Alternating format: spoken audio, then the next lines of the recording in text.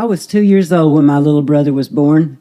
Our mother said I was largely unimpressed with him and could see little reason to keep him. She also had to watch me like a hawk to keep me from stealing his bottle or his pacifier, probably because she was taking mine away from me in the process of weaning. But over time, he became a toddler who followed me all over the house, calling me Nina because he couldn't say Linda. And before I knew it, I was crazy about my little brother and discovering he was a lot more fun than a toy that couldn't walk or talk. He was kind of like a little puppy dog. It could have been a perfect childhood, but our dad became dependent on alcohol and made life hard for all of us. Tucker and I were often forced to hide from him, and we made it a game. The house we grew up in was a big old two-story with an abundance of secret hiding places, which we were small enough to fit into, and if we came close to being found, I would race out and divert Dad while Tucker moved to a new hiding spot. Things got better when Mom and Dad divorced and he moved away to Alabama and out of our lives.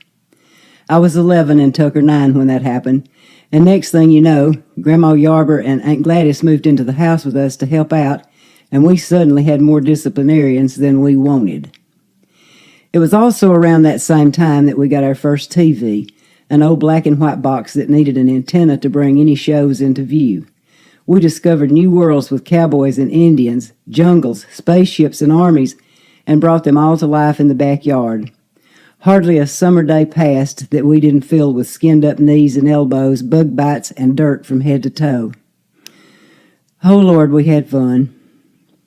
As life went on, other children from the neighborhood started showing up to play with us. Mostly boys, but one day a little girl a year younger than Tucker moved in next door. Little did we know what a lasting role she would play in a few years. Her name was Brenda Wyndham, and that little girl has now been my sister-in-law for nearly 56 years. One day the boys all decided to put up a high jump down in our garden, and Tucker broke his left forearm. He had just used money he'd saved to buy a season pass to the swimming pool at the city park. But as we walked to Dr. Strange's office to have it fixed, I knew his chances of even getting in the pool that summer weren't good. When Dr. Strange gripped Tucker's arm and pulled on it, while his nurse held my little brother still, I watched his face turn deep red and saw pain wash across his features. I ran toward them shouting, "Stop it! You're hurting him! You're hurting him!"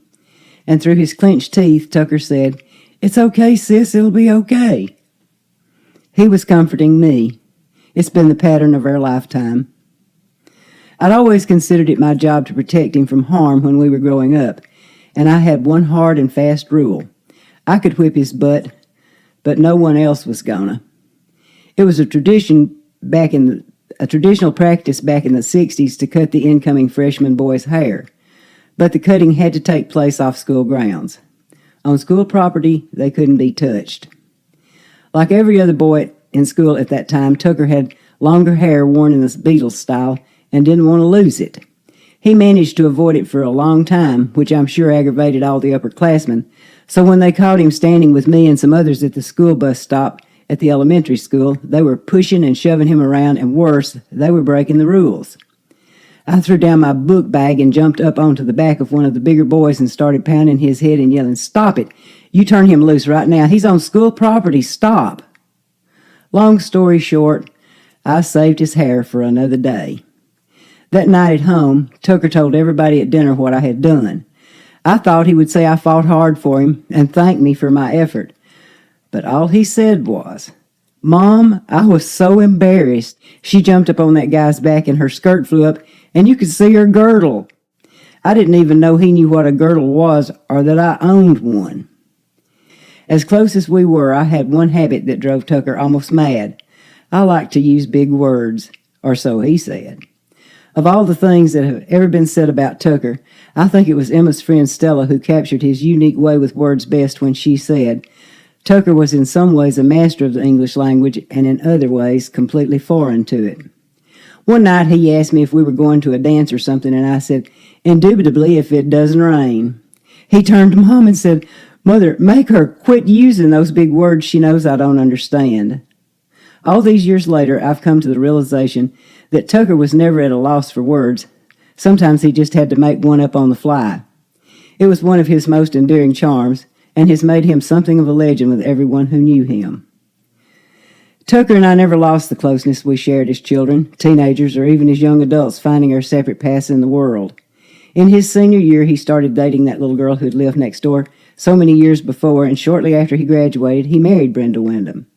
Tucker attended vocational technical school to learn electrical engineering, and about a year later, they had their only child, my first and most favorite, very talented niece, Melanie. Tucker and Brenda had a one-of-a-kind love that has lasted 55 years.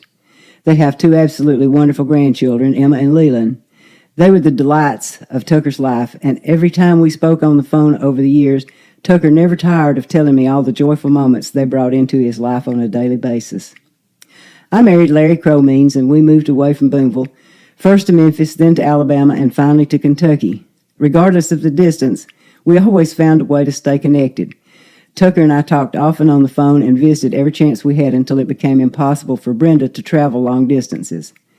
When I lost my husband Larry 7 years ago, it was Tucker to whom I turned to help me negotiate the business side of things I'd never had to deal with before.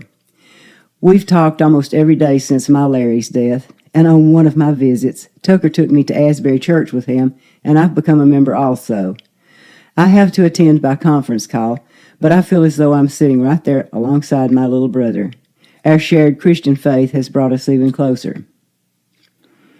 I knew when Tucker told me that he had been diagnosed with pulmonary fibrosis that it was incurable and not anything he could recover from. I knew what was coming, but I wasn't ready to say goodbye. You never truly are, and so when I read Melanie's text that I needed to call her early on Saturday morning, I wasn't expecting to hear her say, "Aunt Linda, this is that call."